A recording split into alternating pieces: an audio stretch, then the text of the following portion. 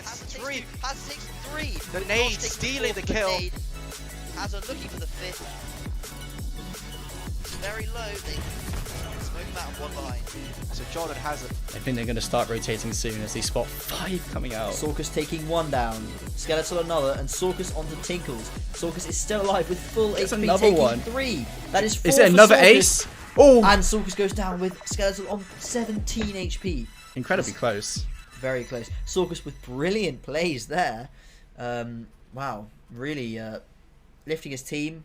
To 29 frags. 29 frags in 19 rounds. This is some top tier gameplay from Sorkus here. They're going up short here. They're going to flash through the smoke. They do. Their players get blinded though. They're all down 2. And Ye's going to pick up 1. And it's just the AWP left. Welcome, ladies and gents, to this SouthLAnder tournament where we are about to watch Brighton versus Surrey. I am today joined, first of all, I am Hyperactive and I am joined by Brandon. Brandon, how are you doing today? I'm good, thank you. I'm good, thank you, mate. How are you? How's it going? How's your Saturday?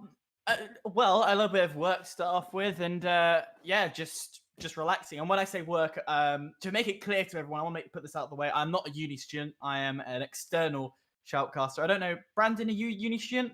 No, I've graduated. Graduated last summer. Which uni did you go to? Southampton. Did accountancy and finance. Was a very exciting degree. Yeah. Big flex there, you know. Yeah, Southampton had a great tournament. time. Yeah. I only spent 6 weeks at my university, which was University of Portsmouth. Nothing against them, nothing wrong. It was just purely I didn't want to do sports and exercise science. That's fair enough, mate. I completely understand. Well, you know, external shoutcasting, it's definitely, you know, an incredible opportunity. And we've got some great teams that we are going to be casting today. You know, Brighton and Surrey. Surrey's definitely coming into this a little bit of the underdogs based on kind of Brighton's finishing in Newell. They finished 18th, Brighton, whereas Surrey finished 70th. But, you know, Surrey do have the experience on their side. They played in SouthLAnder last year and they reached the semi-finals and they actually lost to Portsmouth in the semis. Oof. Big oof. The only experience I know of Portsmouth, of most of these teams, is from the freshers. So right at the start of the 2020-21 season, I got the chance to be to do the 9-hour commentary on that stream, and it kills me to say, but that was a long one. I think it was Staffordshire took the win through that. I don't think is Staffordshire playing in this tournament. Does anyone get a confirmation on that? I don't believe so.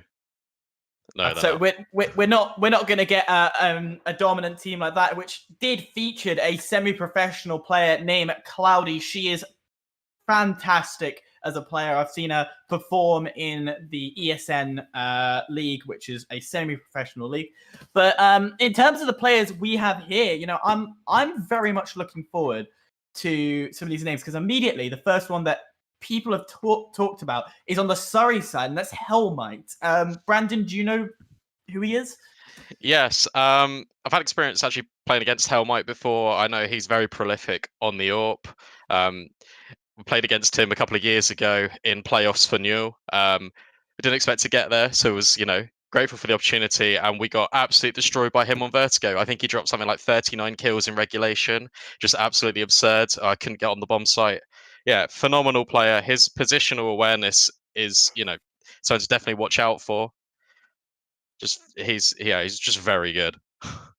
Well, definitely a player to keep an eye out on the Surrey side. But on the Brighton side, the name that kind of pops up, we believe we pronounce it Shadow. It's SHDWZ. So if there is anything wrong with saying it wrong, please do get in touch. Put it in the chat. Eventually, it will get to us, and then I will try and correct my pronunciation for sure. But Shadows is another player. Again, Brandon, what's your experience with Shadows? So I haven't played against the Brighton team personally. A bit background about me is I coach Southampton Team 4. So I've kind of looked at demos of kind of some of the teams that have been playing and will be playing in this tournament.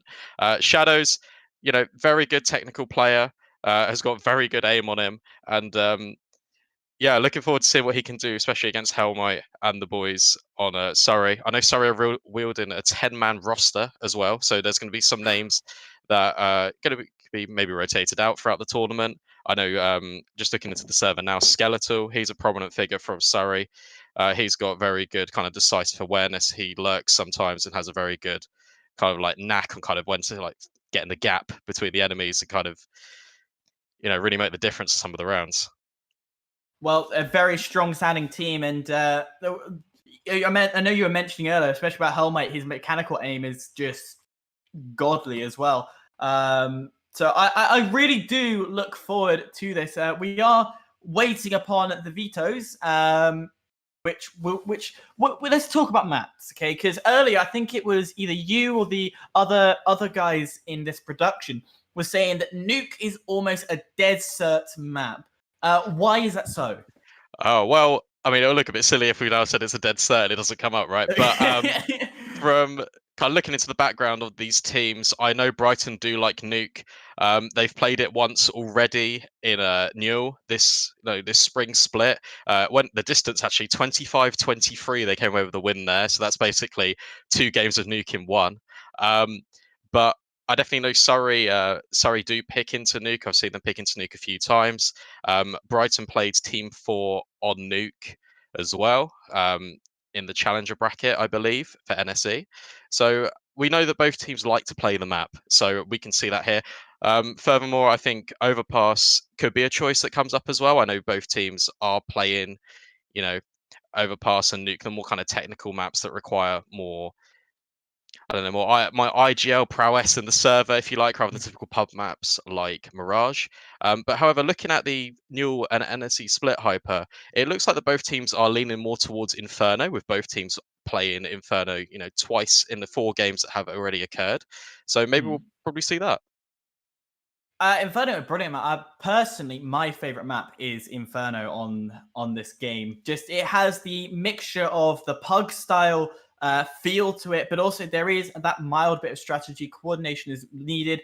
It's also one of the few maps that when I was trying to be a pro player, which failed miserably because I'm Silver 2 and I can't do anything to save my life.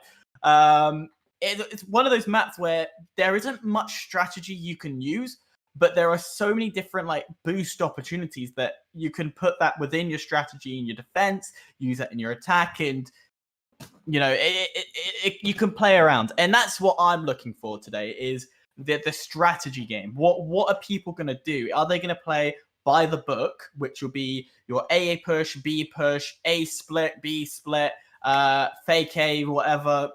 You get the idea. What's going to be their plans? Well, I mean, if we're talking about Inferno, right, then obviously it's all about that banana control. There's going to be a big fight for banana control between the CTs and the Ts. I think in terms of other areas of the map to contest, obviously the fight for top, mid, and brackets control will be an area of contention to look at, especially more towards apps. I noticed on T side, a lot more teams are kind of prioritizing taking the apps control and the top mid control over banana at the moment. There seems to be a slight lean towards that because there's more opportunities on the A bomb site to kind of split round long and kind of wrap A on that side. And then you've also got the option, if it kind of goes a bit pear-shaped, then just push CT spawn and wrap all the way through to B. But there will definitely be fights, all over the map. I expect them to be focused primarily on banana, but looking forward to see hopefully some micro adjustments more towards like apps and kind of that fight more towards onto pit as well.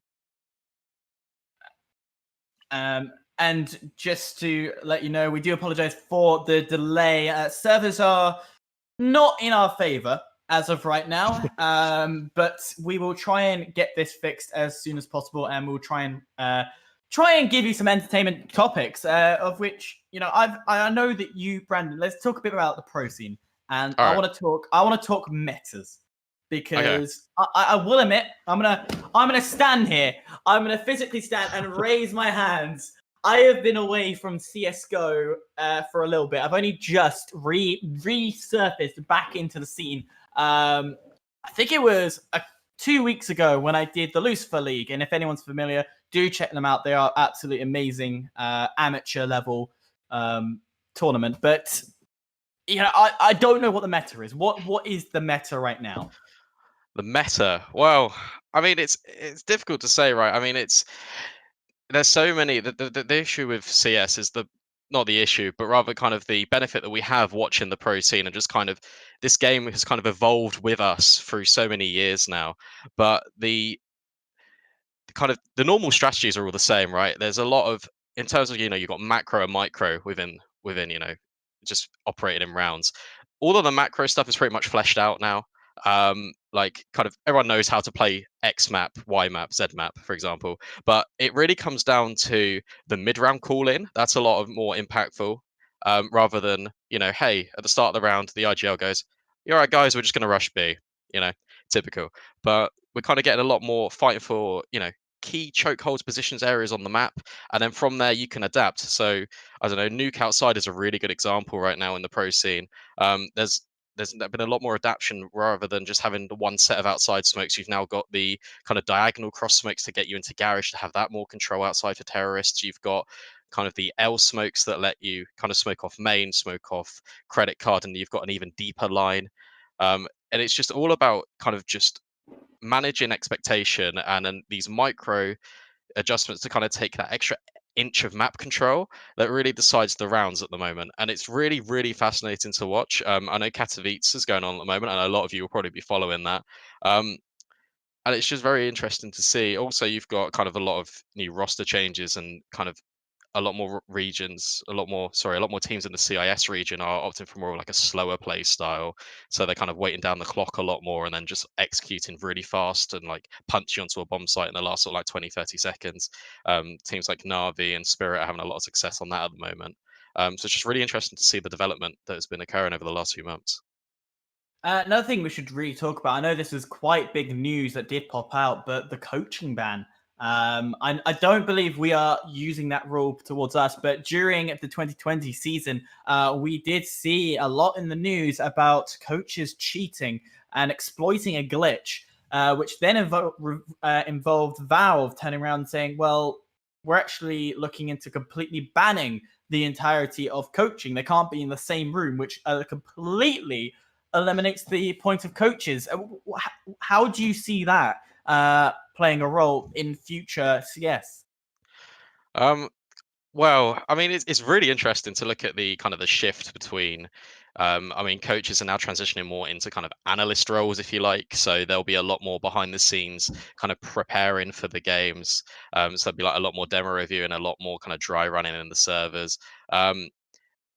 It's going to be very difficult for teams to adjust, especially for those that have had a coach kind of throughout their whole tenure in the CS scene, right? You've got that extra man just kind of over your shoulder, just kind of reassuring you, kind of patting you on the shoulder when you like make a clutch, or if you don't make the shot, like just kind of reassuring you, make sure everything's going to be okay.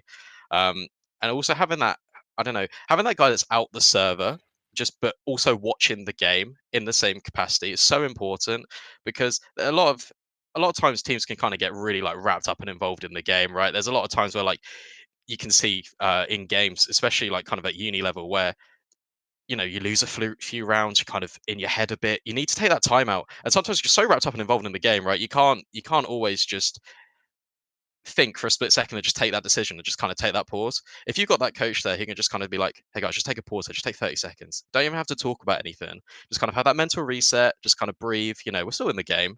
It's only a few rounds down." But it's just having that extra presence there. It's just kind of like a bit of security. It's gonna be interesting to see how it transitions away. I mean, if it kind of evolves further, I mean, we've had all these coaching bugs, right, with all the bans. I know there's a lot of legislation like ECS kind of really coming down on some of those. But Hmm. if they kind of ban coaches completely, it's going to be very interesting to see how like some of the more like I don't know. I mentioned this just previously, but just the teams that have had them throughout, right, how they will adapt to that. And I think you're going to see a lot more of coaches transitioning more into analyst roles. It's going to be interesting to see how it progresses. It is going to be very interesting, and it will become the new meta because if we run back, I'm really testing my knowledge and new stuff. But I think about 4-5 years ago, we can remember a time where actually the coaches were almost like the in-game leader. Essentially, Sure. they were able to talk. They were able to essentially, be in there. And now, eventually, it's almost like the coach. From what you've been saying, it's like almost been pulled away. And don't want to see that fully go through. Hopefully this is just a temporary thing during online COVID games. Come back to LAN. They better be standing behind. They better be doing what they're doing before, because that was completely fine. Yeah, for sure. I think yeah, I completely agree with you. It's just a transition, right? Where we've kind of everyone's gone through this crazy time with this, this little known thing called COVID. But Yeah. it's just it's the difference between online and LAN. It's gonna be a lot more regulated at LAN. I'm sure we'll see coaches behind the men at LAN. I wouldn't have to worry about that at all, I don't think. Yeah, and I definitely can't wait until we can go back to LAN. Of course, this year for the SouthLAnder, it was decided we won't do it. Though there are means, there are ways that we can host a LAN-based event. Get COVID testing, then we all get make sure it's okay. Any spite of any form of COVID comes around, they get sanctioned and quarantined. But as of right now, it is just safe to stay online. So technically, we should rename the SouthLAnder to the SouthWander, because it's a wide area network. It's not the local area network. Yeah, for sure. And you've already seen kind of tournaments in the UK doing that as well. You've had Epic WAN that took place as well. Yes. So yeah, I mean it's a shame we can't be there, but obviously we're concerned about the safety and the well-being of all of our players and the teams that participate here. And we just want to kind of hopefully we can get back to normal soon. Hopefully we can have some of these events in person. And yeah, I really look forward to it. I absolutely look forward to it. I'm actually still waiting on my first LAN commentary role. I've been doing this for 2 years. I've been commentating for 2 years, and I still have not made it to LAN. But I know in other areas that dream may come true. But the players are loading back in. Surrey's already back in. We're just waiting on Brighton. I don't know the geographical locations of how far away these guys are, but it shouldn't be too far. Well, it's SouthLAnder, so I mean they're on the south coast somewhere, right? No, yeah, it's like. Oh yes, it is. Oh wait, Surrey's just south of London, isn't it? Hang on a minute. Yeah. I'm a delivery driver. I literally drive places. Oh. Meanwhile, I haven't left the house in a long time. A long time. Yeah, absolutely. And there's also another thing I want to quickly mention out there for everyone. I know COVID. I just want to put this message out there, and I feel it's important. COVID's been simply, and the only polite way to say it is, a bitch. If you want to have a go at me for using the B word, email me. Okay, I really do not care. But it really has been horrible, and we are getting close to the end. Vaccines are coming out, but even once we have this vaccine, please, ladies and gents, still social distance, still wear your masks. We know this vaccine is not 100%. The COVID is still going to be around, so make sure you stay at home. Only do essential stuff when you need to. And I know uni people, you want to party like mad, but please just resist it for a little bit longer. Come next year, then we can reanalyze and get things back to normal. But please stay safe, stay home, and basically get out. Only do like a daily walk max. Protect the NHS. Put less effort, work on them, because they are stressed beyond belief. Yeah, for sure. Really, really good message there. And I just want to kind of, just re-emphasize that point. Yeah, it's just, I appreciate everyone's heard this. I don't know how many times. I feel like it's ingrained into my head at the moment. I do my essential shop. I turn on the radio. All I hear is these little kind of radio adverts where they sound so serious, like I'm in deep trouble. They're attacking me through the radio, like stay at home. It's just, I understand it. And we just kind of need to all pulled together. Really, we've got through the worst of it. I hope, touch wood. Obviously, I don't want to jinx it. I can't. I know Caster's curse is a thing. What have I done? Should be fine. I've already been being bullied by my boss. My entire work team is watching. I don't know where Surrey is. I know where it is. I think it's South London. Please stop bullying me. But no, back to your point there. Very quickly, it is a daunting time, but also just a little note, something I did hear on BBC Radio 1 through a scientists, a lot of us are going to the point where we're just not feeling anything about this whole thing, which can be a dangerous thing. Guys, if you are not feeling a single thing about it, best thing to do, turn off your radio. Turn it off, stop listening to it for a little bit, turn it back on then later in like give it like 5 or 6 days. Read some very like deep stories about people who've lost, and that will get your emotion back. If you are feeling that, that is something I would recommend doing. But that is the last of any COVID style messages. You know, it's pull away from that, because finally there are 4 members of Brighton in the lobby, where the 5 Surrey guys have all been just dancing around the map. They finally can warm up. With Surrey are basically like, yeah, let's go. We want to pounce and go. And Brighton are like, let's get into this. So I'm looking forward to this. I really am. Yeah, for sure. It's gonna be interesting to see what the veto is. I think my CS is either kind of bugging out or it's crashed, but we're swapping over to Nuke apparently. I don't know if that's going to be the actual server or the map, but whilst we're loaded into this, yeah, we can get on with the Counter-Strike surely. This is exciting. Nuke, I'm just being told it will actually be the first map, so Hyper is good. We spoke a little bit about Nuke before. We said we are gonna we said we're gonna definitely see Nuke, and we are. So yeah, we are. we are. So yeah, I'm really looking forward to this one. It's gonna be good. I don't know whose pick it was, but I imagine whoever didn't pick it is starting CT side. It's this very CT sided map. It is very CT sided, but at the same time, with a good execute, you can pull. Though it's a lot harder on Nuke to perform executes, you can 100% do some work, and this is all rotation central. Like I've seen teams that have not communicated, not done well, and it's a very common thing. If you've not practiced with your teammates, this map's not for you. So the fact that both sides are saying, "All right, we both like Nuke," that's a bit of a whoa. Okay, these guys are confident to it. Yeah, for sure. I know the rosters have been playing together quite a while now. I really like seeing kind of the more technical maps over like the puggy maps.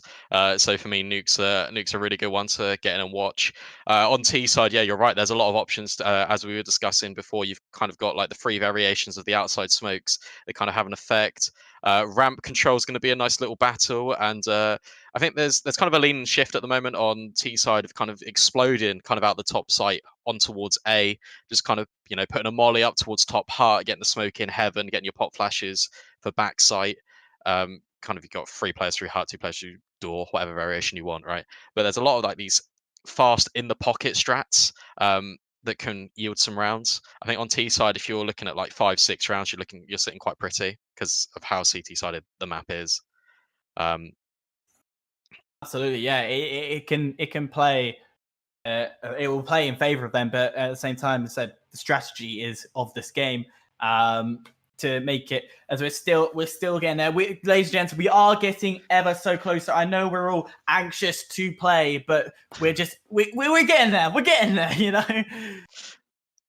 Yeah, for sure. We're in the server now. We are getting the little alert message. We're waiting for the broadcast to start, so hopefully we can get into this and kind of off our faces and into the map of Nuke.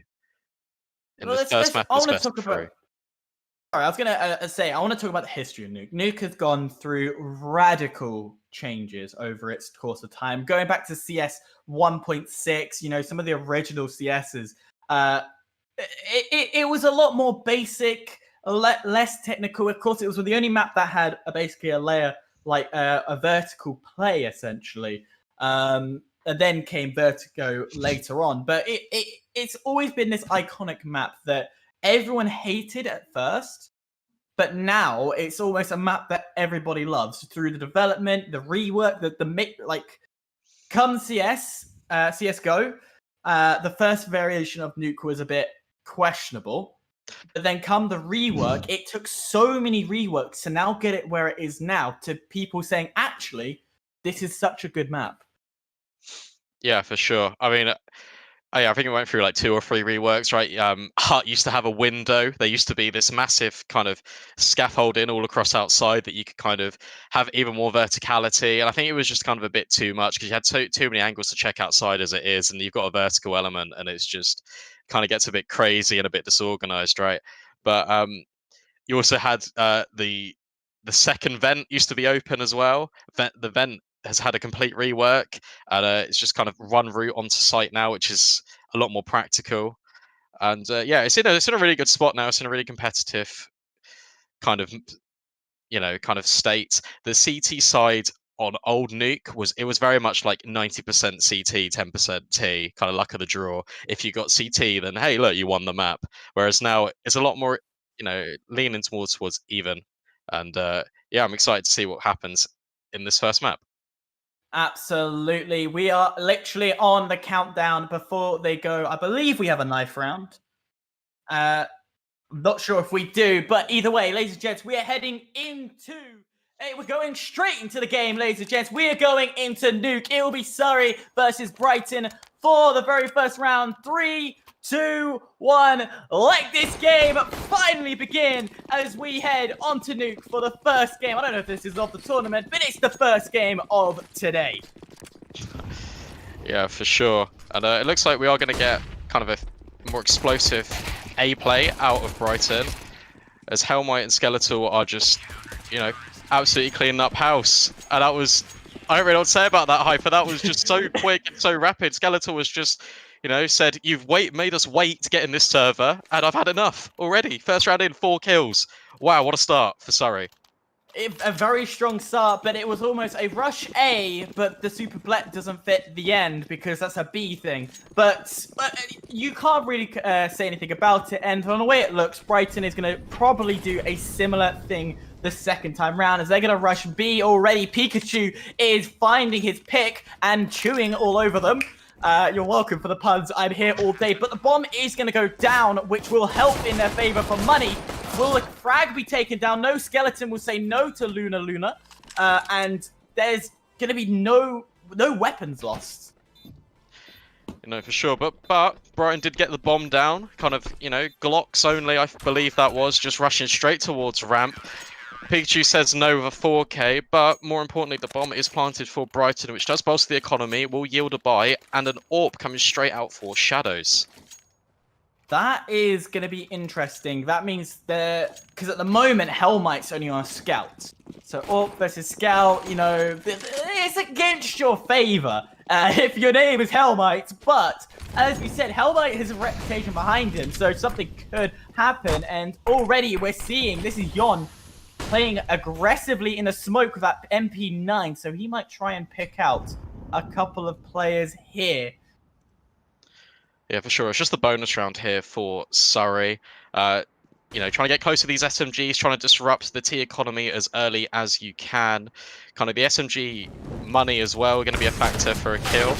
But it looks like that's not going to happen as Yon gets double peaked from, above and below Silo. Nagy actually picking up the kill onto Hellmite. That duel going his way in the first instance, but Hellmite only on a Scout, so don't worry, buddy. Have some lots of, AWP head-to-heads in the future. And it's just kind of Brighton now taking map control, and it's this 5-on-3. Cena will find one, but gets traded out by Luna, and that will be the bomb going down onto A, and it's going to be down to Skeleton and Pikachu. 2 guys have already fragged massively as Muskim will fall to Pikachu. Pikachu will find a second, but it's through the wall from Nagy, and it's down to Skeleton. He could clutch this round if he's careful enough. He knows where Luna is. Well, I think he does. No, he doesn't. He got it wrong, and that will be the fall of Skeleton, and Brighton will get the first point on the map. Wow, that was really close from Surrey. Like, fair play to them. It's a bonus round. Skeletal and Pikachu, 2v4, bringing it down into the 2v1. And yeah, bomb down. The money's not great for Brighton. They will be on a full buy, kind of get that AWP back in the favour. And now we're going to see this head-to-head duel, right? Surrey rebuy in, upgrading their weapons. And it looks like the fight's going to be taken towards outside in this AWP duel. Nagy looking towards Secret right now. And Shadows is just kind of chilling towards ramp at the moment. I like the split from outside. It looks like Hellmite is really passive in towards CT, just kind of looking at the deep line for outside. It looks like Yon is also in garage, just kind of getting, presence felt on the map if the T's try and go towards Hang main. on a second. I don't mean to interrupt, Oh, but go I for it. can see 2 going down secret, and there's no detection from Yon. Yon just stood there and did nothing. It's going to be a B push as Hellmite will pick off 1. He's got 2 now with that AWP. Now we're starting to see why Hellmite has a name behind him. As Skeletal will find the 3rd kill for Surrey. And the execute has not gone to plan because Nagy and Muskim are now stranded. And especially with Nagy with an AWP inside a confined area, you're just screwed. Yeah, Skeletal dropped the bomb there as well. Massive blow for Brighton. And it just kind of leaves these guys on an island, right? They're just kind of just sitting here going, well, boys, what are we supposed to do now? Like, we can't do anything. We're just trying to hold on and save onto the weapons. And Nagy messing up, destroying that vent. That's going to give himself away, but he won't find the kill, sorry. As Cena does his whole hand front the face thing and says, you can't see me because I've got the kill on you. Yeah, we have really strong start on the CT side. As we mentioned, lighting up the server. Hellmite now straight onto the AWP with 4 kills already to his name. Skeletal is sitting at the top of the scoreboard on 7 as well. Shadows, a player that we highlighted, not so far off the mark, but it is only 4 rounds into the game. And they're just going to be ecoing now, trying to get that bomb plant again. Absolutely indeed. They're going to try and rush in. Pikachu only finds 1 out of the entirety of that rush, which is almost disappointing. But the AUG is not a powerful weapon for Spray, as Muskim is going to quickly rush and put the bomb down. But he's going to get a surprise because Yon says hello through the door. Luna unable to do anything, and Yon flicks right onto him. And that's no money towards Brighton. Brighton falling further and further back now in this early game. Yeah, for sure. Bomb plant playing a factor here in the buy. We've got some smokes on Brighton, but really limited utility. Not ideal when you're on the T side of Nuke. Can hear those windows break in. That might be a feature kind of every single round to kind of feign presence. So when you do hit a top site execute, those windows will not be a surprise for the Surrey boys. And it's just outside again, Hyper. It is, and you can see they're trying to push. I think at the moment, I'm just looking at the map. I think they're wanting to go through. No, they want A control in secret, but already the fall of Skeleton through the smoke. That's going to be helpful as they're going to try and peek out. Hellmite's going to pick off 1, and that's Nagy as it's just trades back and forth, but Pikachu will find the better of Luna, and Sorry basically finishes it up before I can finish the entirety of who died. Yeah, absolute shutdown outside there. Hellmite Skeletal taking kind of the longer range duels. With the AUG, that's going to be really essential. We kind of got that scope on there, longer range. We've got some team damage coming in as well. Oh, no. Accidental, but it's not going to help. And yeah, Brighton are scrambling here. They are. There is no coordination from... I wouldn't say no coordination, but a lack of coordination from these guys. They're not working together as well as I would hope so. And the likes of Hellmite and Pikachu and Skeletal is just taking it away from them. Though Yeah, we'll go with that. Japanese guy, absolutely coming in and getting a lovely no scope. As he will miss his next shot, but already the entirety of Surrey surrounding him before he could do anything. We need to work out that name. We need to work out. For sure. Amagil? Amagil? Maybe. Amagil! I don't know. I feel it's one of those names where it has to be Japanese because there's an anime person next to it. But I could be wrong. Can't assume anything. No, for sure. Brighton needs to be kind of a bit more, they need to act with some sort of coordination. Obviously, they're trying to take this outside early every round, but not checking your corners like that is not going to benefit you early. And also Nagy not hitting his shots as well is going to cost him massively. As there you go, Hellmite just gets a peek on them. It is a disaster once again for Brighton, but the round isn't over.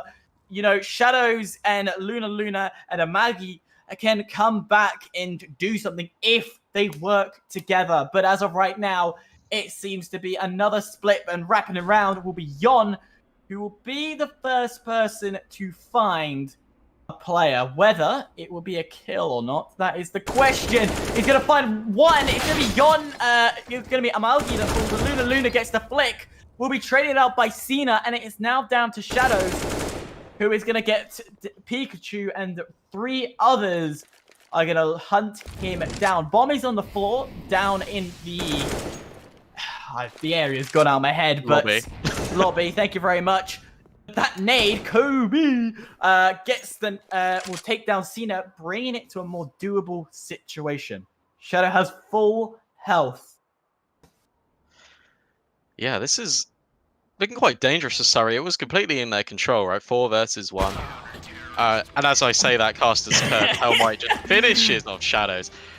But it's very interesting to see that Surrey have kind of, you know, completely adapted to the fact that Brighton want this outside control. Surrey are dedicating a lot more players to outside to fight it early. I would like Brighton to kind of feign it a bit more, maybe rush towards ramp where they've been having their success early on the picks, kind of getting down to B, getting some strong post plants, and hopefully getting, you know, a bit more of a footing into the game. I do want to see that as well. I want to see them come forward as Yon is playing super aggressive. See the confidence is coming out now. Once players are pushing forward fast, Pikachu is just got destroyed by an AWP, and already actually we said about they need to get their act together. It looks like they are, because it's a 5v3. Yeah, for sure. And it's actually a really good adjustment for Brighton in this round, because they've noticed that Surrey, as we just mentioned, are getting very aggressive and fighting towards this outside. So they had 2 players kind of leaning back, just kind of waiting for the pushes, and it's reaped them the rewards. Into this 4 versus 3 now towards the top side. Trades going back and forth, which is only going to favour the terrorist side. Senna now in hut, trying to make it work, but the T's have gone down vent.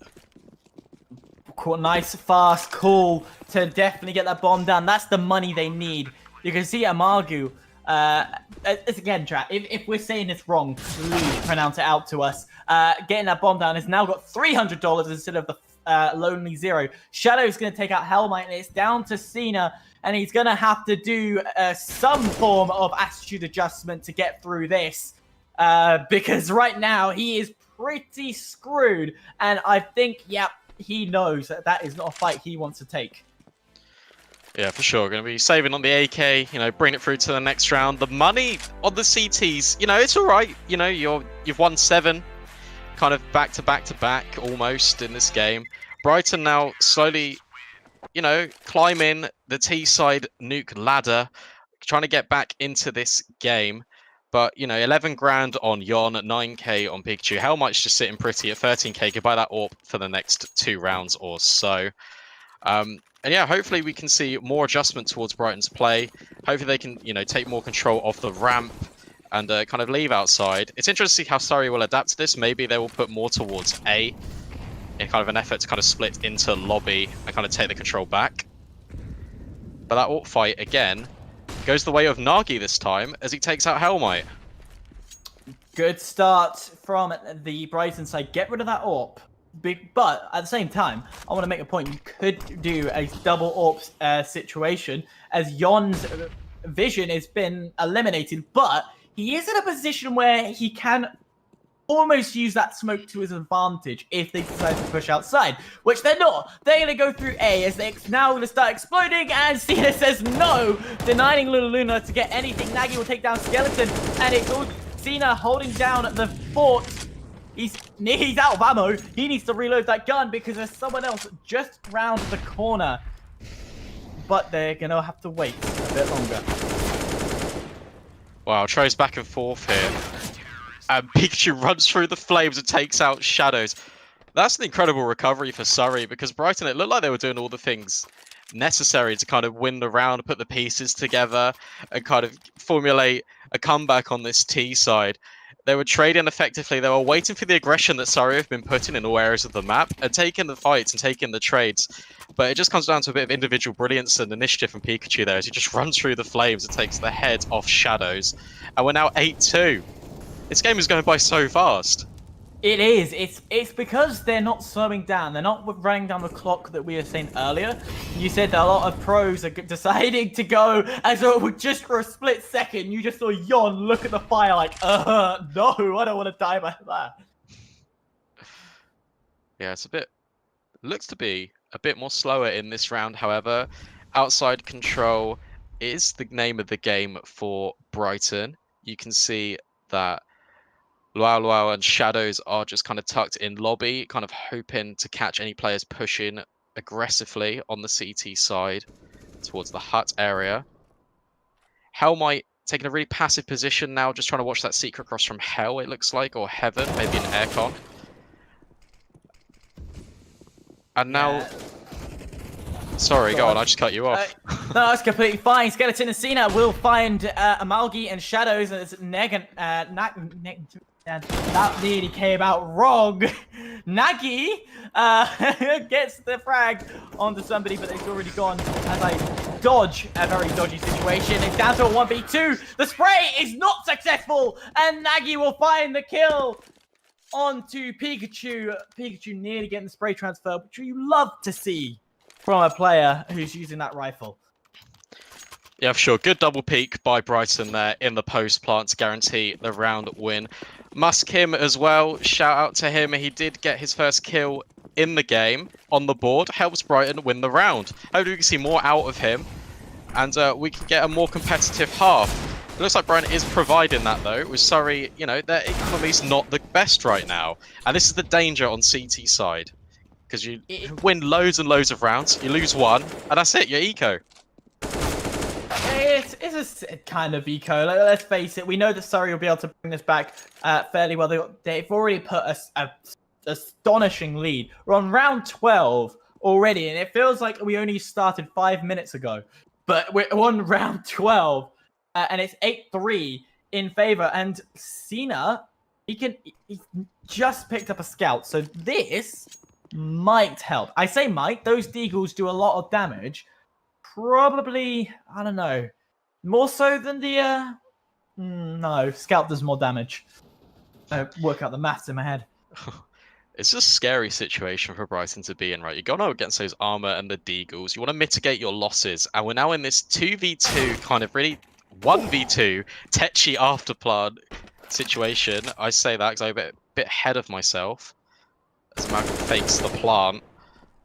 But it's just kind of all falling apart for Brighton. Like, they shouldn't be losing this round. They shouldn't, but they are, and it's going to be a rotation round to B. Is Amalgi will be like, A site is a no-go, so let's go B. Asina is miles away right now. So, after plant battle, you know, with that scout, not the best weapon to have, and he's going to stick to the deagle, which is not going to find its shot. It was a messy round from Surrey. They shouldn't have lost that much. Yeah, it looks to be the case of Brighton trying to stick to a game plan and execute kind of their map control and their authority onto the game round by round, slowly but surely. And Surrey are just kind of being a lot more disruptive, just kind of disrupt what they're doing, and it's working really well and it's paying dividends. All right, Big 17-6 right now. 12 rounds into the game.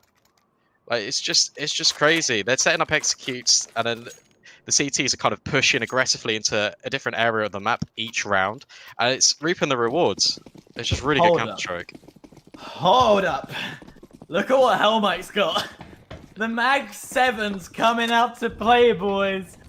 This is going to be interesting, and he's playing right up into where the ramp is. So that's going to be interesting to see what happens there, as there's a bit of a loud shout of bullets between Pikachu and I believe that's Luna. which eventually leads to Skeleton somehow getting in there and taking it down. Nagy will find the kill as it's happening all over the map. It's not one concentrated area, but Surrey are somehow on top. Yeah, it's really interesting to watch, right? Because it's just highlighting what we've said, and it's kind of Surrey are just being aggressive everywhere on the map. Brighton are trying to hold for these pushes, but by not grouping up and they're trying to compensate for that, they're actually still playing into Surrey. Because it would be so much more beneficial if Brighton just grouped up and said, okay, you're pushing this area of the map, that's great, we're not going there. Instead, we're going to fight the one area of the map you are pushing with 4 of us, we're going to get the effective trades, and then we're going to just storm the bomb site. But it's not going the way of Brighton so far. No, I think what also is that the trades, there were trades in that fight, but it's almost, the trades weren't in the same area. They were in different areas, which meant that, you know, if you're attacking, you've got to go in. If you're pushing a corner, unless it's a fake, and that player is genuinely faking out that area for you to push somewhere else, you've got to bring 2 men to the fight. Unless you know you mechanically can beat them. Of which, I don't know who was, because it was just a mess. Yeah, for sure. We've got this kind of almost default round coming out of Brighton. Also, every eco they have, they kind of lean towards this ramp. A team kill coming in as well, must give. No, Brighton, this is a mess. This is not how you do an eco. You bunch up and you go somewhere. You've got to get kills. That's the whole point of an eco. But Shadows with a deagle. Let's see what he can get, as that bomb is in a horrible place right now. And his death is almost imminent. As you can see the bodies around him of his fellow comrades. And there's a 1 deagle from Shadow. That's an AK in hand. That can allow him some more damage, some more work. Wait, 3, 2, 1, and no. That's going to be Shadow's death instead of Pikachu's. Yeah, it's just that aim punch there. He was completely aware of the possibility that Surrey are going to flank him for like the 9th time in the round. It'd be interesting to see how Brighton set up on this CT side. We're coming into the last round of T side now. But you're gonna imagine that Surrey are gonna continue this playstyle of being so aggressive onto the map. It's gonna be interesting to see how Brighton set up their men and kind of position themselves to kind of get effective trades. Because this is kind of spiraling right now. And it's just kind of going the way of Surrey as Skeletal picks up another entry frag. It is massively going to the favor of Surrey. It's not even slightly, it's massive. This is the final round of this half, so we're going to quickly talk a bit later about the chances of switching over and the differences that could have, as Luna already is fallen in this round, and I believe that was their AWP. I can't remember. We're about like a good couple of seconds, so we'll be too late to find out. I believe it was, yeah. I think Skeletal killed him through squeaky door as the door was blown off. Kind of, he was looking to get that pick towards main. That's impressive you can do it like that. As already I can see that is Shadow and Muskim. We haven't spoken about Muskim quite as often because he's just... what's he doing? He's not doing the best, but we'll talk about him in a second as Muskim will fall from Skeleton. Pikachu will also get a kill again in different areas of the map. Shadow down to 8 health, trying to do what he can as he's nearly on the B site, while his teammate Margi will fall. And it's down to Shadows with 8 HP to pick up the bomb and do what he can with it, but it won't happen because it's already 11-4 to Surrey. Wow, what a first half from Surrey. Let's not get too ahead of ourselves yet. Okay, it can be quite easy to say, hey, look, 11-4. A wise CS coach called Zonic once said 11-4 is the most dangerous lead hyper, and we got to remember that was CT side on Nuke. Hopefully, Brighton can kind of put a bit more of a foothold into the game on this pistol. Muskin buying up a flash and incendiary, probably for this squeaky area, I would hope. Flash and incendiary on the CT side. It seems a bit odd as it's already hell breaking onto the A side. Luna and Nagy will get the kills. The Skeleton and Hellmate saying, hell no, we've got the fight here. We're bringing it to you. Shadow will also find a kill. Nagy will get a kill onto Pikachu, and it's down to Hellmite to do what he can, but he will fall, and Brighton will win the pistol round on round 16. Yeah, brilliant. Really, really good response from Brighton here. Another topside pistol that we saw, you know, in the first half from Brighton actually perform, and they shut it down equally as well. None of the players got a 4K like Skeletal did, but there was effective trading going on. And we now see just a deagle buy out of the tees, but they're sprinting, running towards outside, trying to get that presence early. And it works really well. It's going to definitely work as Pikachu finds the kill. Almost like a flick to get that onto Muskin. Sorry, not Muskin, because that's his team. No, yeah, it is. Yeah, on Muskin. I'm going to work it out eventually. 3v2, and already Brighton... well, they were looking strong to start off with, but now they're losing it because Hellmite will get the trade onto Shadow, and it's Surrey coming back. They said, we let you have that round. Now we're fighting again.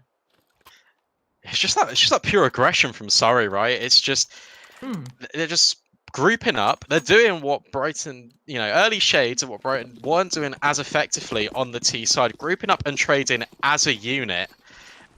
And it works really well. Just a quick over the top into T main, getting the trades in, and then an A split. I have no idea what is going on. Do. Yeah, it's hell. But no, it wasn't Yon. Sorry, it was someone else trying to peek through that smoke. But Yong and Pikachu has fallen. So though it may look like a mess on Brighton's behalf, actually, what they've done is guaranteed a little bit of extra money. You can see a couple of them. I think that's Muskim and an Algae on 2,300, 2,200, rather than just having like straight 2,000. They got extra money in the bank. Yeah, but it's not gonna be beneficial for them going forward in this round. It's more, you know, they can buy an extra piece of utility in the first gun round of this half.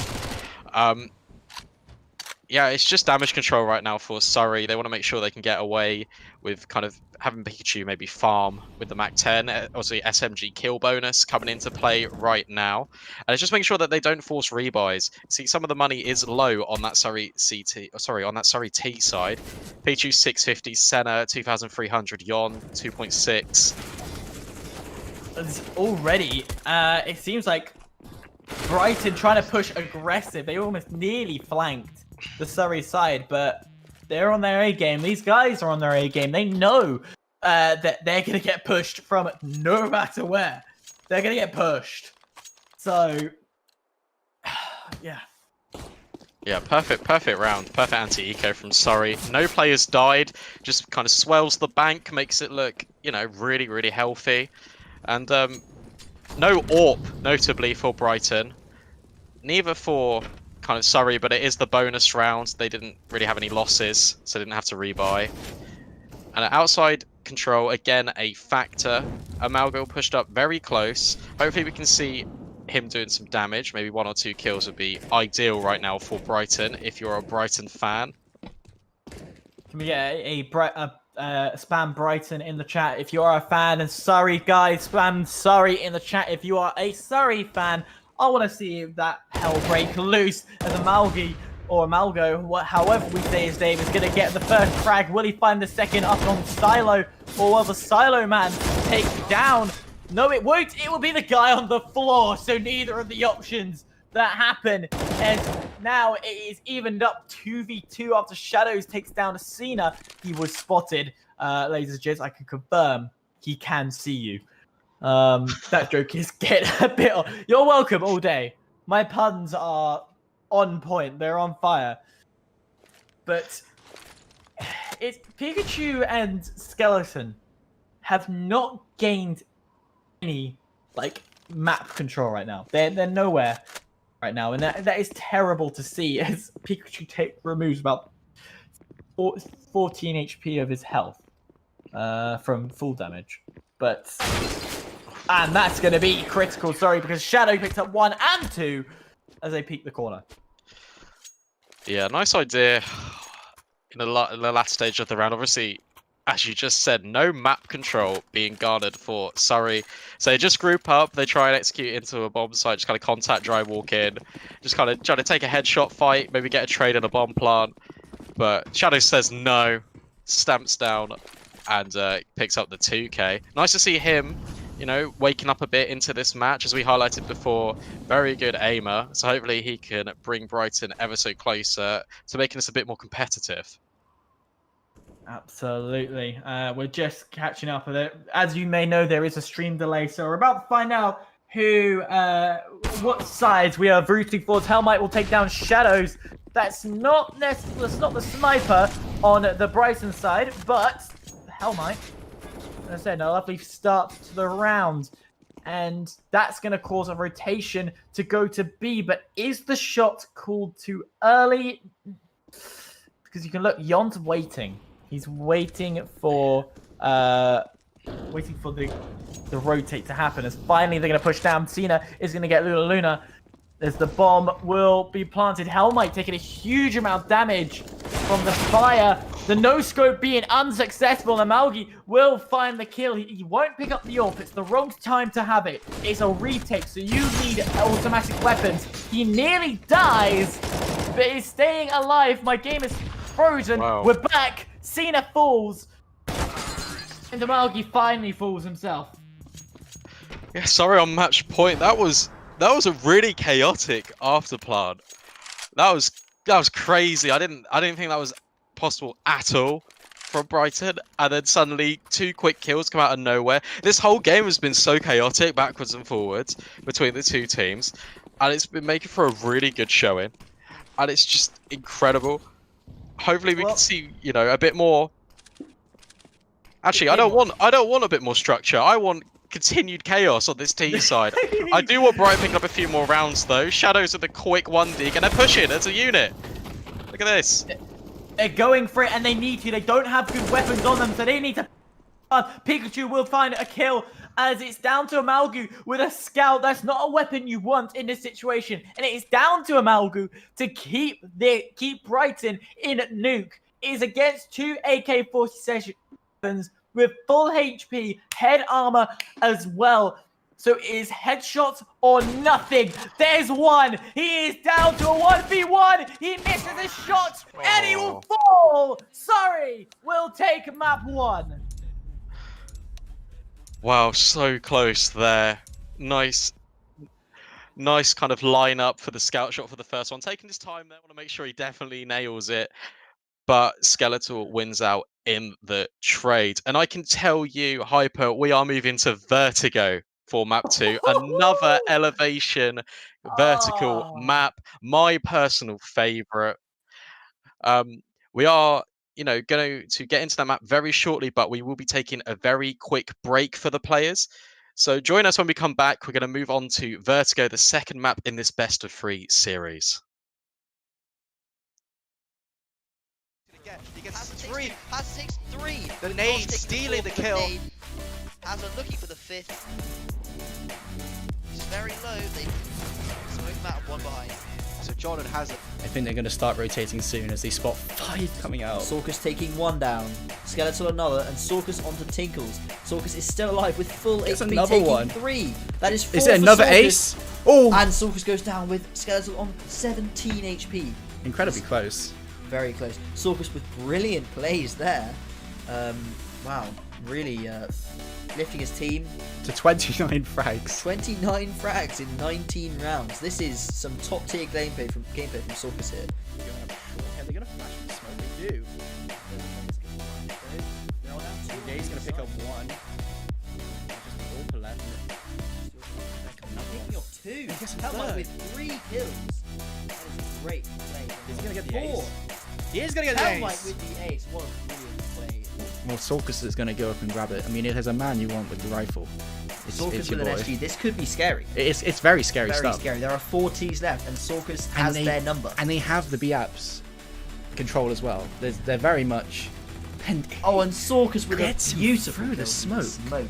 That is disgusting. Very much still.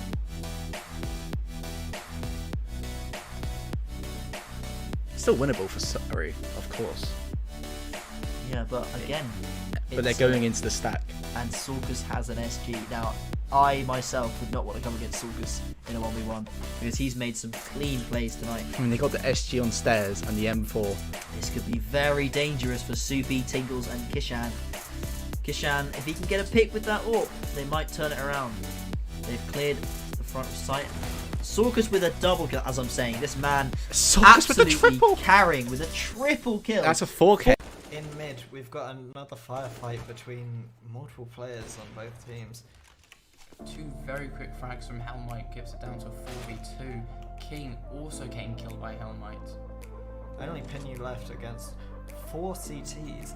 Looking like Surrey might pick up their second round on this map and really need it. They want to try and grab this momentum away from Portsmouth, and they look like they're managing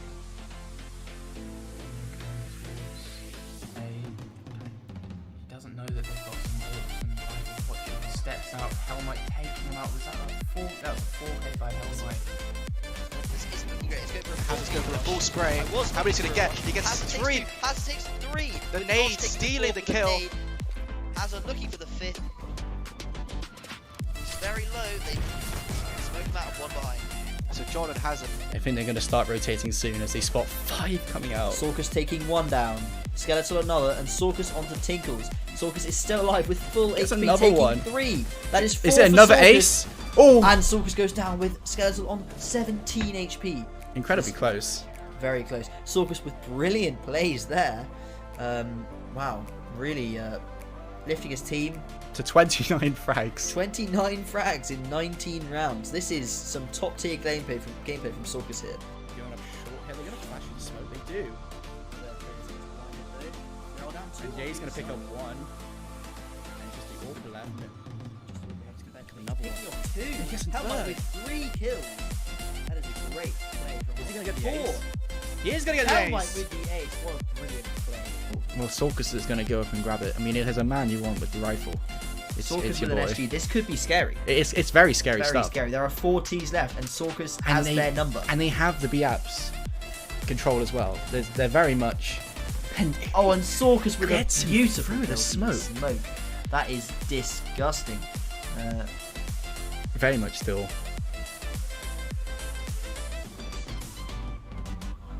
Still winnable for Surrey, of course. Yeah, but again, But they're it's, going into the stack. and Sulcus has an SG. Now, I myself would not want to come against Sulcus in a 1v1 because he's made some clean plays tonight. I mean, they got the SG on stairs and the M4. This could be very dangerous for Soupy, Tingles, and Kishan. Kishan, if he can get a pick with that AWP, they might turn it around. They've cleared the front of sight. Sulcus with a double kill, as I'm saying. This man Sulcus with a absolutely triple. carrying with a triple kill. That's a 4K. In mid, we've got another firefight between multiple players on both teams. Two very quick frags from Helmite gives it down to 4v2. King also getting killed by Helmite. Only Pinu left against 4 CTs. Looking like Surrey might pick up their second round on this map and really need it. They want to try and grab this momentum away from Portsmouth.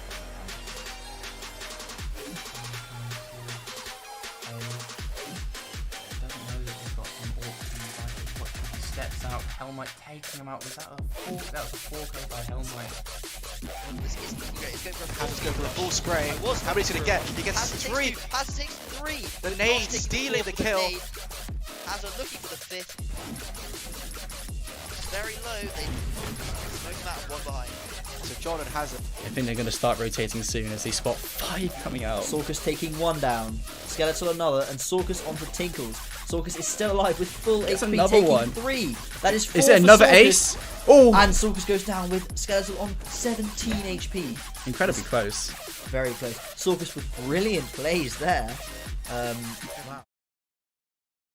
Welcome back, ladies and gents. We are heading into round 2. We're going to probably try and pass this over straight to the game very quickly because we were relaxing a bit too much because we're in round 2.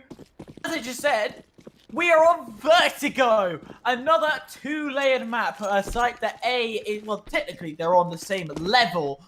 You almost have to go up places, as you can see on screen now on the B site. You have to go up, and it's going to be a fast push onto B's. Luna will take out Skeleton, and Pikachu will also trade it out.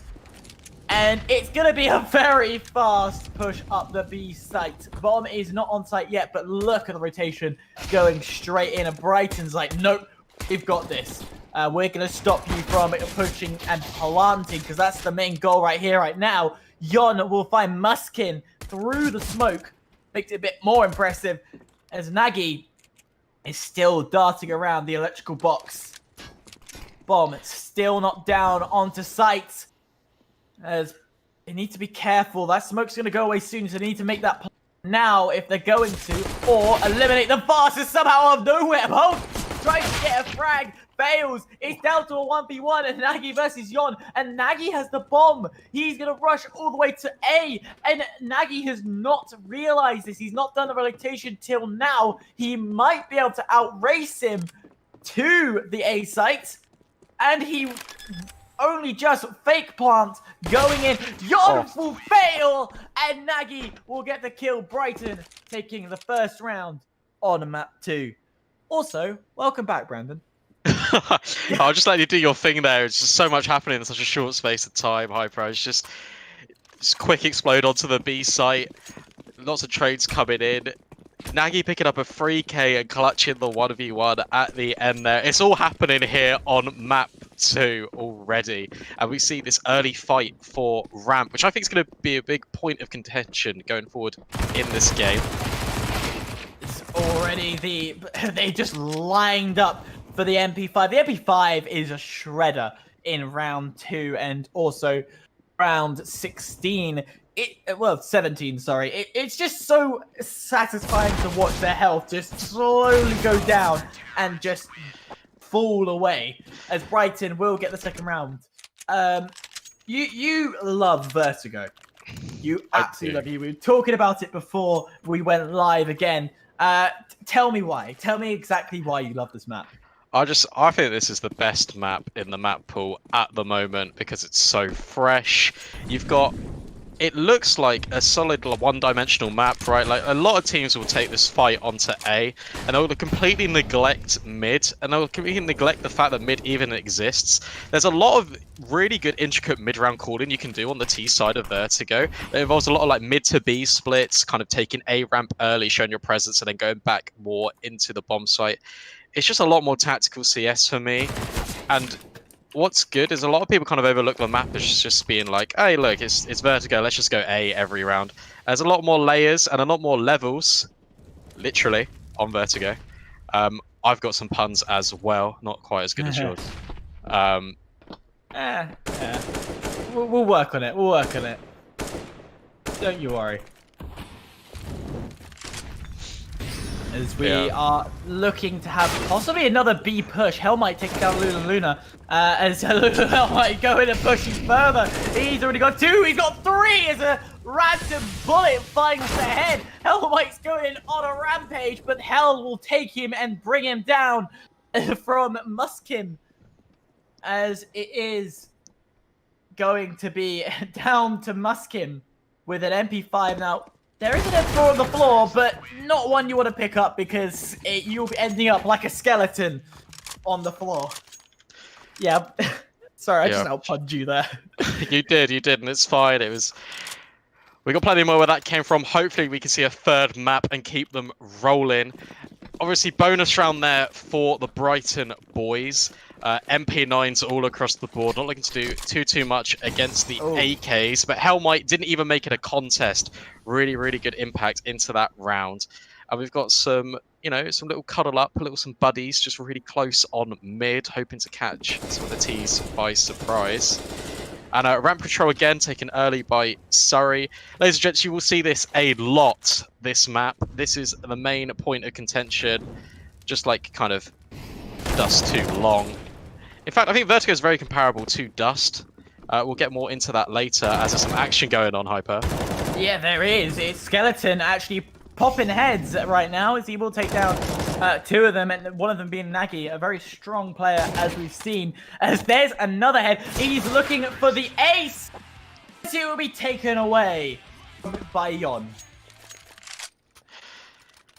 Yeah, we're getting a few questions about the vetoes as well. I think we haven't had it confirmed, but I think if you look at kind of the sides in which people have started on, Surrey started on CT nuke, so we can imagine that was Brighton's pick. So Surrey actually taking it away from them, if I'm, got any truth in that at all. So I'd imagine that this is Brighton's map pick.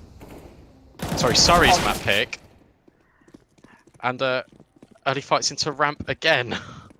Yeah, it seems to be a place of contention as Shadows will finally find a person onto the Surrey side as it's all evened up. Maybe point out, we didn't actually mention that it's even right now, 2v2 as the AWP will fail to connect and Yon will find the headshot. It's down to Luna once again to do something. There's one kill. He's got 2 left to deal with only 20 HP and an M4 in hand. But the M4 is powerful in this situation, and he's looking to take the AWP instead. Luckily, with Vertigo, I've noticed a lot more open. You can do a lot more. As soon as that bomb goes down, though that openness is good for you, it's almost a disadvantage from the way I see it, and having that AWP can not go in your favor. So he probably now wants to change that out for an M4 if I was him, but nope, apparently not. We're going to stay with the AWP, and this is what I mean. What you can't peek around the corners, as we do get confirmation that yes. Oh no, it's not a full confirmation about the map. It says running out. Luna will get one, but there's no time to get to the bomb. There is a team wipe, but it will be Surrey's round. Wow, that's crazy, right? And it's so important that he stays alive with that AWP here going into the next round. Look at the money on Brighton. Scraping the bottom of the barrel here. We might see deagles around this AWP, which we do. Not a full investment, but you kind of got upgraded pistols, kind of support the AWP, and you're just looking to set it up and get picks for you into the round. But going back to what I was saying, I imagine Vertigo was Surrey's pick. Based on experience as well, they picked it against me when I played against them, and I don't want to talk about it too much because it was a painful experience.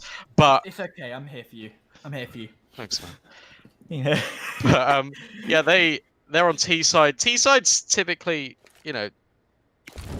it's slightly less favoured, but I think if you get control of ramp pretty early, and if you kind of make use of the space, and that kind of happened last round as well.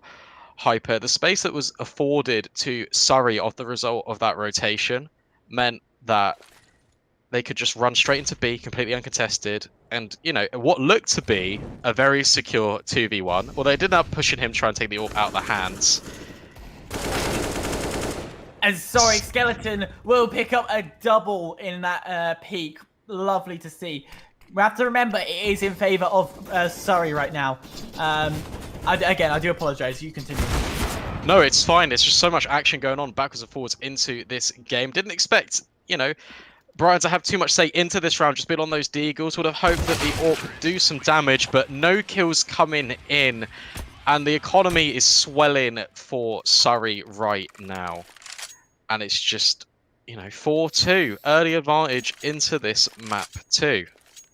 Dollar is all I can say for Surrey right now. They're pulling. Man, I wish I had 8,000 in my account. Have that. But they've got 8,000, 7,000. The lowest is only 4,000, which is a lot better, which is more reflective of my bank account on the Brighton side, about 150 being the highest. Yeah, 0 on Nagy as well, just having that famous with no utility. Utility on CT side, Vertigo using to disrupt normally the T's plans, kind of disable like bomb plants, take those offline temporarily, especially in the latter stages of the round. Trades back and forward here, which again will favour the T side. It looks like a fake by Yon, putting that smoke down close on left, putting the molly down for default boxes and a few flashes over. Doesn't look like the CTs are biting though. I don't know. They're not. They're very. The Brighton likes to move around. I've noticed on this map. They like to kind of keep themselves moving, keep the flow going. But at the same time, for me, that's That shows disorganization, not control.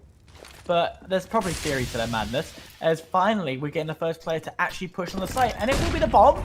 Pros don't fake, as the bomb does go down.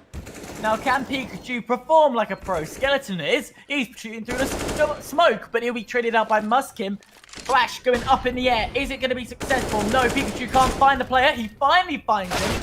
Can't hit his shots, and in answer to this question, it's questionable. Yeah, he didn't fake, but he didn't exactly aim very well that round, as Yon is playing trigger discipline. He'll find one. He's got to move fast into the smoke. He'll only find the diffuser. He'll get the knife instead.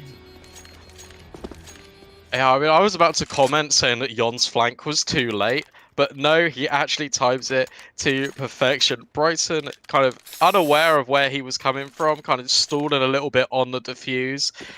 And it's going to cost them. Yon with the perfect play, in fact. Backstab 2v1 to save Surrey's blushes. That's a knife kill. It's about $1,000, isn't it, in this game? Yeah, smoke kit flash 900. Yeah, I think it is. It's stupidly high, so that's going to absolutely help him. Yeah, Yon, 1,220, well, 1,255 now after that kill. But one dig through the wall will definitely help in favor of the Brighton guys. But that favor is going against them because it's a 3v2 and it's a Deagle and an AK in hand, which I always say, never rule out the Deagle. But I think they're just saving right now. I honestly feel they're not going to do anything. They've just picked up 2 AKs. No point to it. I'm taken away. Oh, they need They're to save actually this. pushing. They're pushing. Why are you pushing? Because you need to be careful. Because Cena is right there. He just spotted Cena. That brings it down to 2. Now it's doable. Now I believe you can attack. They do have the money to back them. Hyper, sorry to jump in here, but there's no kit for Brighton. This is going to make it, near on impossible for this, although it's a 2v2. Save call, I believe, is correct, because if you just look at the money, it's not great. Muskim can maybe drop an AWP over. Yeah, Yon's got a lot of money as well. He can buy up and help out on that side of a Surrey if need be. But yeah, in terms of Brighton, they've gone for the double AWP play, which is going to be interesting. Where would you put these AWPs if you were in charge? Well, it all depends on spawns, really, but if they had a B spawn, you go for a B pick early, get that early info, then you can just leave a guy really close up on the B stairs to contest later on, and then you can just full rotate over. I like this space taking from Shadows right now. He's kind of denying mid control, making the T's doubt, forced a molly out of them early, which is really, really good stuff. In terms of the other AWP, I would like to see it over towards A, which is what Amalgil is doing. Looking towards taking that pick kind of above like the shelving and just looking down onto the A ramp. Yeah, it's kind of a commonplace. I know for sure when I play Vertigo, I usually pop there. I'm chilling. Maybe not in that position, but hey, that position's quite good. I like it. As the bomb is looking to go towards A, expect hell to break loose soon. 50 seconds. There's plenty of time. If they want to eke this out to the last 20 seconds, they could. But right now, it is time in their favor. Pikachu already super close on sight. He will find one. That'll be Nagi. That will fall. There's a Malgu will get seen. It's already hell break loose. And the CTs are falling down to Luna, who is not even on site. Bomb is down, and he's got a lot of work. He can pick up that AWP and run away if he wants to. He could, but he's not. And that's the death of Brighton. Yeah, for sure. I really want to just touch on that point, actually. The fact that he's so late to site, that is because all of the conditioning that Yon has been doing towards that B site in all of the rounds previous, it makes them just put a little bit of doubt in Brighton's mind, and he just has to stay there. And he goes, guys, look, they can still come B. Like, it's so possible. I have to stay here. And then that results in him being completely out of the round, as it were. And another round going in the favour of Surrey. you said, I don't know if you mentioned it on stream, but I know you said definitely behind the stream that the mid area is going to be an interesting place because not many people go. Here we are. We're fighting at mid right now, which is kind of working. Yeah, for sure. I think if we're talking like comparables, like between maps, right? I would say that mid in Vertigo is, you know, hear me out on this, okay? It's vaguely similar to mid on Dust 2 because you've kind of got two avenues of where you need to go. It's kind of also overlooked in terms of contention. The only real contention is between this boost spot, which could be, you know, likened towards Cat. And if you get mid-round, mid-control, you can kind of dictate the complete pace as Abago goes for a knife just kind of blindly in the smoke there. And we're now in this 1v2 hyper. Do you reckon Nagy will clutch this up for Brighton? He kind of needs to, right? Hey, he definitely needs to for Brighton, and I will never put it past any player to do it. I'm optimistic. I believe anyone can do it if you put your mind to it. And he gets knifed! Oh, no. I wasn't looking at the map. I wouldn't have known. Oh, dear. That is trolling to the max. I don't know how long that man has been waiting behind him to knife. Is that 2 knife kills now for Surrey? Yeah. I think Yon got the first one, right? In that 2v1. Yeah, Yon got the knife in the defuse, and then the second one was on an AWPer. So, yeah, basically, Surrey are just taking the piss out of Brighton. Yeah. And, again, we need to see more from Brighton, right? We need to see more of these proactive map control being taken. As mentioned, you know, kind of at the start of this map, A ramp, huge fight. And you can sit back all you want on A ramp, but you're just allowing so much space and it denies you information. And Hellmite just says no. Running up the Cat, takes down 2. How did you 3. pull that off, Hellmite? Hellmite's on a rampage, and he's actually pushing. You can see the cockiness starting to come out now. He's like, yeah, I've got 2. I've now just spotted another. So he's going to go for it, but he needs to be careful because... No, he's actually downstairs. I was going to say that Shadows is close by. There's 4, and now Hellmite's probably shouting, leave that last guy for me. That's mine. I'm getting the ace. You can see the fast rotation. He's moving fast. He's rushing in, but he will fall. No ace for Hellmite, and Shadows stays alive. He's still fighting, and that will be the round for Surrey. Wow, what a crazy play from Hellmite. Just running up Cat, stamping his authority onto this A ramp, saying, if you're going to give me this much space, I will take it from you. Then pushing further into Elevator, getting the wrap on the CT guy. Is just so much confidence coming out of Hellmite. And I mean, it's justified, right? 9-2 early on this T side of Vertigo. And again, we see this A pressure coming in from Surrey, the theme of this half. Shadows though with the early pick, but instantly traded by Skeletal. And it looks like another plant will come in on the A site. Oh, Malgu getting that 5-7 kill. Always feels nice when you get a kill with a 5-7. Because it's not the strongest weapon there. Nagy gets a Juan dig. And ladies and gents, it is pronounced Juan. Because Juan comes out to play when you hit that 1 dig. Yeah, it looks like we can't, you know, Cena anyone in the server, especially Cena with 0 and 8 right now. Just kind of piggybacking off what you were playing off on Nuke. But we can double up again for Brighton. I really hope they actually kind of take an early engagement. And as I say that, Hellmite is eradicated from the server by Nagy. Absolutely. You can see there also the occasional shoot through the walls, which would be lovely to see if that does happen. I think the best one I've seen was ESN on Overpass. I'll tell you that story later right now because Nagy's just second onto Surrey, and finally Brighton looking strong, but it's all coming out of one player, which is a worry. You want to see it come up from every player. Yon! What is that? Double from Yon, getting 2 coming alive. And now the game is evening up. The likes of Yon is still in play. He still could possibly ace this round. Actually, no, he can't anymore because the death. Pikachu stealing the kill. It's a Malgi gets one. It's back to that good old question, 2v1, and again, this is the problem with AWP. You are sight-lined, and you can get flanked easily. Yeah, pause coming in now for Brighton. I would argue that it is slightly too late. I mean, 11-2, right? Like, they've got to be feeling a bit disheartened, already down a map. Money not looking great. I imagine they're talking about whether they want to invest partially or just kind of fully, you know, go for these remaining rounds. If I was them, you got nothing to lose, right? I would just kind of, you're playing for your lives here at SouthLAnder. Just kind of force up, take the fights, take the early aggression. Let's get some rounds on the board for Brighton here.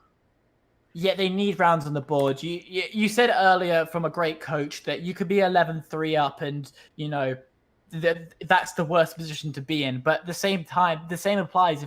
No matter what you're at, you know, you can say that, but at the same time, you also know from a realistic perspective that it's in favor of Surrey. We've seen the comebacks, we've seen the stories. Look at Cloud9 against FaZe in the Boston Major 2018. Cloud9 were on the back foot, and they came back on match point to then put it into overtime and Inferno, and then win the entire thing. I've watched that about 5 times, so I know exactly what happened because I was a big Cloud9 fan. Luna will find one. Cena will trade it out, and you said about Rush B Superflex. Woo! Yes! Rush B Superflex for the motherland of Russia. Yeah, we're into this scrappy kind of situation again as Shadows just destroys 2 of them, and it just leaves Yon in this 1v2. Picks up Muskim already, and now down to the 1v1. Scout for Shadows though, and a Deagle. We know who's been prolific with it earlier into the round. And Yon just being sensible here, just trying to bide his time, get a favorable angle. But Shadow doesn't need to peek this, right? He's got bomb, he's got full control. But a minute left into the round. If Yon just sits here, then the Shadows of doubt will start creeping into the mind of Shadows. God, really? That is worse than So Am Mine. I don't think I'll sleep tonight after that. But yeah, you are right. Yon is based. Shadow is in a brilliant situation. He finally picks up an AWP, so even more power to him. Vodafone, more power to you. Not sponsored, but sponsor me, Vodafone. Sponsor me before I make the switch over to 3. But yeah, he doesn't have to do anything, and you can tell Yon knows that he can't do anything, and he does something because he died. But what I was going to say, he didn't have to do anything because he could actually run out the clock and just keep what he had. Because the rest of them won't get money, but you can see the money on their side is massive.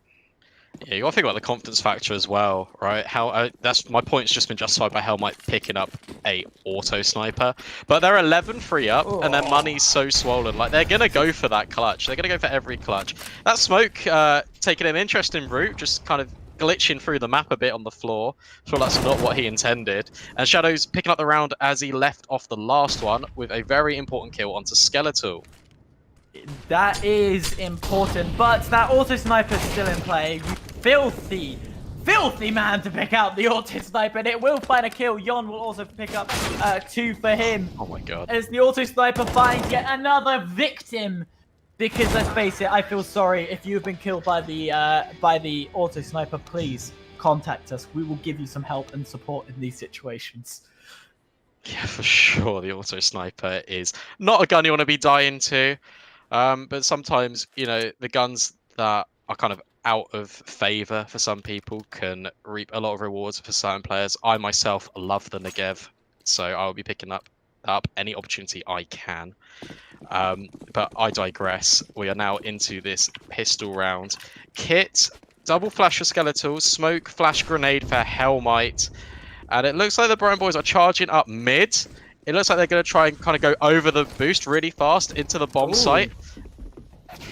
That is a very interesting strat, not commonly used. Is luckily Amalgu finds the kill from the very start.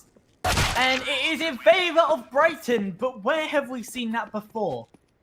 Brighton storming out of the gates and doing a brilliant job, and then to... Oh, I don't want the same to happen. To be honest, I want to see this go to map 3. I want to see it to map 3, but at the same time, I don't see it's going to happen. And Hellmite is a Nova boy. The Nova boys are out. Yeah, shotgun player Hellmite picked up the Mag 7 in the first map, and now with the Nova. Really lovely play for Brighton in that pistol, right? Just taking full advantage of the fact that you've got Glocks, you've got closer angles in the mid. You can trade really effectively because it's a lot more of an open area and a lot less elevation to deal with. But as I'm talking about all of this, Hellmite is flanking. Oh! He's doing a great job. Came out of me as well. Because I love a shotgun player, especially when it's Nova. Me and Nuke go a long way. And me, Nuke, Nova, that's a love story in itself. Me, Nuke, Nova, A-site, love story. Cena gets absolutely destroyed by Juan, but Juan will not save himself once again as Cena will fall from Luna's AK-47. But it's a Mac 10 versus AK, so essentially... Pikachu needs to use tackle and get super close. Otherwise, Thunderbolt will not work, and he does use tackle in this situation and will get the kill, because that will be a round for Surrey. Nice. I'm not really too sure what the plan was there from Lyle. Like, you smoked off one side of the generator. You know they're on kind of a forced buy based on the information you've got in the round. And then you decide to kind of just walk up close. Based on where the bomb was planted, it looked like he could have had a really nice afterplant for stairs. Maybe just kind of hiding, waiting for contact. Unlikely that the CTs are going to have any kits, right? Just forcing more into the weapons and the armor. Very interesting decision there. And it's these micro kind of decision-making split-second moments that kind of impact a round completely. And we're now 13-4 up for Surrey. It's a kind of the first proper gun round. It will be the first proper gun round, though Miss Kim... does have the UMP.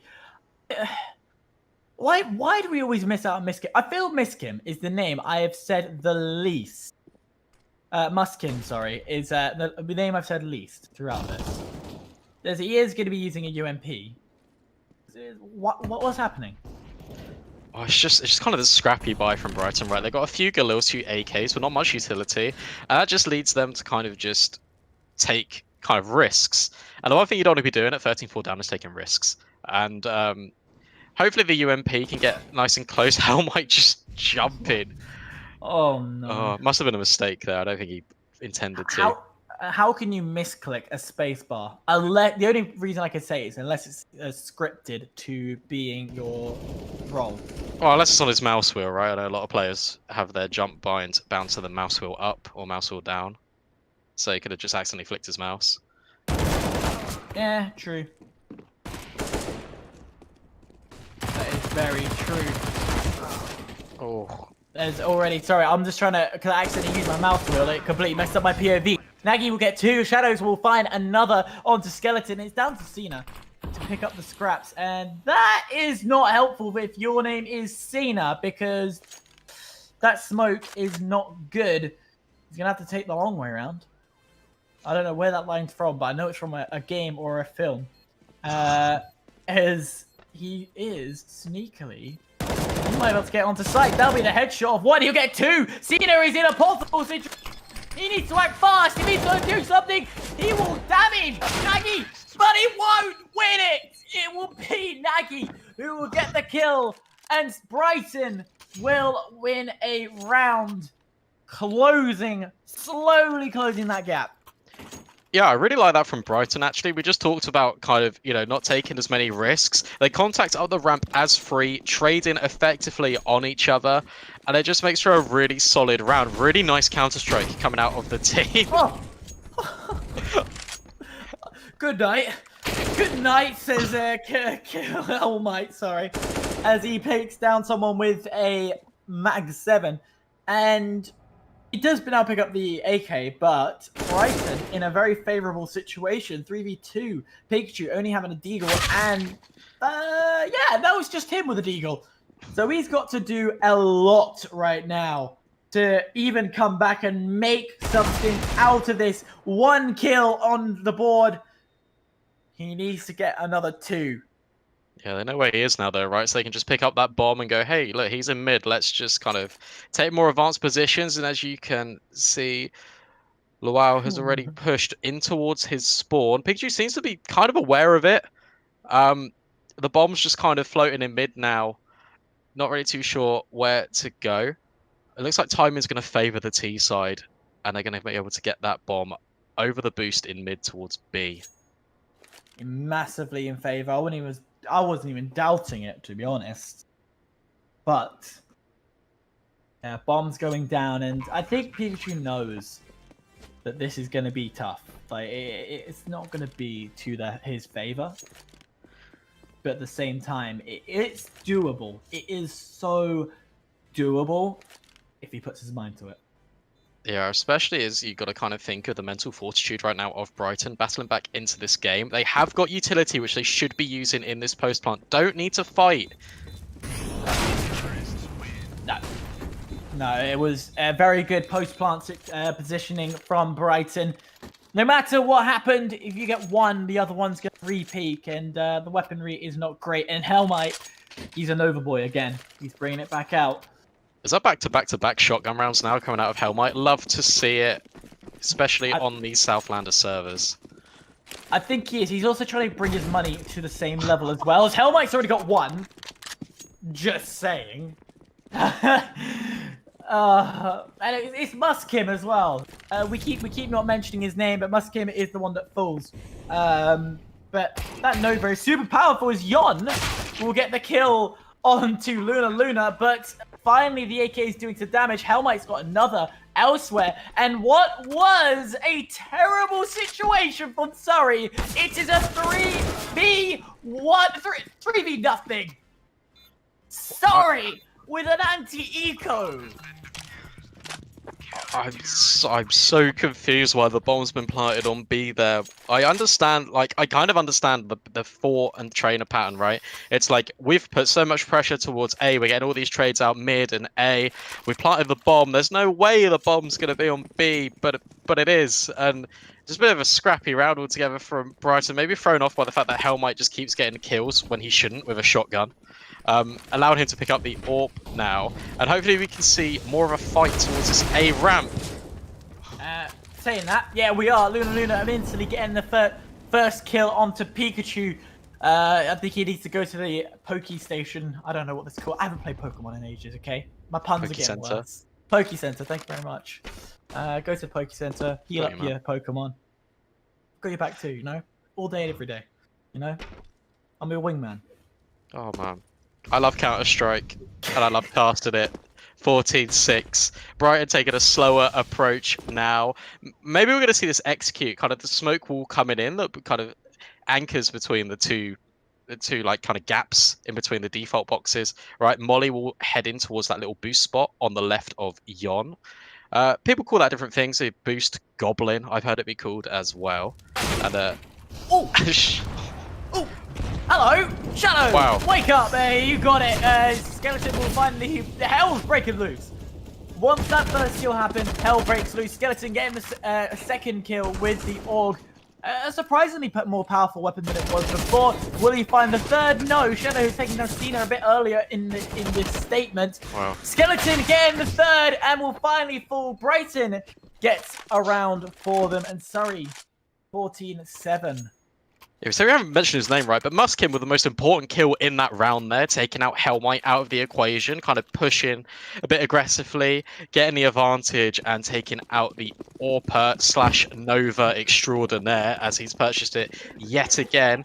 It looks like we're going to see more of a B control now coming out of Brighton, and they're going to be met with the Nova. How is he getting away with this, Hyper? I don't get it. I'm not that good with a Nova, but I get some kills. But that is just extremely good. That sentence did not make sense. But either way, the Nova is coming out to play. Nova boys for days. Hashtag. Can we get a hashtag in chat? Nova boys. Okay, and that's boys with a BOIIS.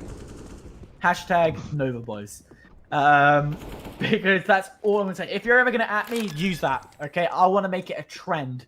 Bomb going down on A, and it's already known. Everyone flooding to the A site. It's controlled by Brighton at the moment as Shadow will take 1-2, but Yon says, no, you're not getting it. I've not got a great POV. I don't know if the stream's got it as well. There we go. Yon finally getting another kill, making that 2 kills for him. Wow. And it is down to Nagy, who I just saw the player.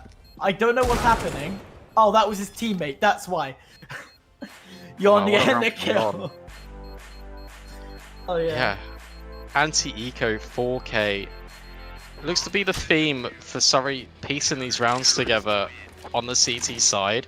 Just kind of Hellmite flying in with a shotgun. Yon coming behind him, getting a 4K. So up to 29 kills in the server. Some of the notable mentions in this game. Shadows and Nagy, both Shadows on 25 as well, with only winning 7 rounds. That's some serious fragging power on Brighton. At Nagy up to 20. They just need to trade these kills and they'll be in a much favourable position.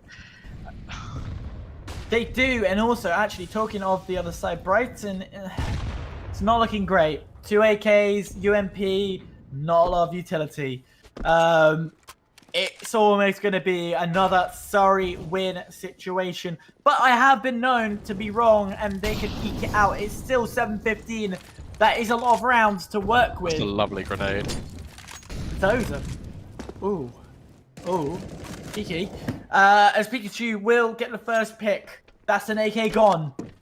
The most powerful weapon. There is 1 AK, a MAC-10, and a Deagle left to play. Yeah, I hate to be pessimistic, but I'm not too hopeful in this one. The favour, the HP, the guns, the utility. Well, actually, the utility is kind of in favour of Brighton, if you look at it, you know, just piece by piece. But, I don't know, with this limited kind of firepower, they're spreading out, they're kind of grouping towards B. Hellmite is just absolutely ruining their day. And it's out onto Nagy. Nagy, however you say his name, it's him versus the world. Now, we've seen magical plays happen, but it is down to him. He gets a 1v5 and a whole former people will not find anybody. And there we go, ladies and gentlemen, Surrey will win map 2, and that means they win this game overall. Wow. What a dominant showing by Surrey, right? Brighton, you know, they had flashes of brilliance. They had a few rounds together where it looked very possible that they could start to kind of form this comeback on both sides of the map and on both maps within the series as well. It just seemed like they started a bit slower kind of on both maps. And yeah, I mean, it reached the walls for Surrey and they go through to the quarter-finals where they'll be playing Bath, I do believe, who are seeded 3rd in this competition. It's going to be very interesting, so do stay tuned next Saturday at 2 p.m. But if you want more action and possibly less so good commentary by Milky and Lino, by the way, when you go to the League of Legends section, do roast Milky as much as you can. That is words by me. He's going to watch this and message me as well. But roast him as hell, because we have the League of Legends quarterfinals tomorrow at 2 p.m. So do stay tuned and watch that. Let's talk a bit about a roundup. Let's round up this entire both maps. Sure. First map, what was your thoughts? Just very dominant from Surrey straight out of the gate on that CT side, right? Just being very proactive in their CT kind of awareness and positioning. They were just kind of taking areas of the map. Brighton leaned a lot towards outside early, and Surrey just said no.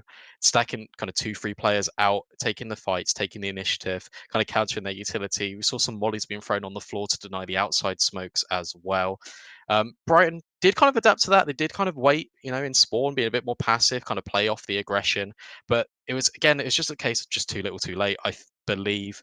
And then kind of when rounds and kind of games spiral like that, it's very difficult to kind of mentally reset and get back into it. I would like to have seen some technical kind of like pauses coming in, some tactical timeouts from the teams, notably the influence of having a coach, as we mentioned right at the start of the game. Soppen, shout out to him.